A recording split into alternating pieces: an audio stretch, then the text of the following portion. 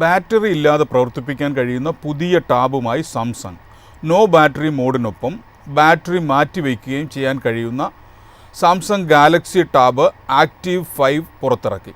ഒരു വർഷത്തെ നോക്സ്യൂട്ട് enterprise security platform സബ്സ്ക്രിപ്ഷനും ഇതിനോടൊപ്പം സൗജന്യമായി ലഭിക്കും. ബാറ്ററിക്ക് 12 മാസത്തെ വാറന്റിയും ടാബ്ലറ്റിന് 36 മാസത്തെ വാറന്റിയും കമ്പനി നൽകുന്നുണ്ട്. Samsung Galaxy tab active 5 enterprise എഡിഷന്റെ വില 49,999 രൂപ മുതൽ ആരംഭിക്കുന്നു.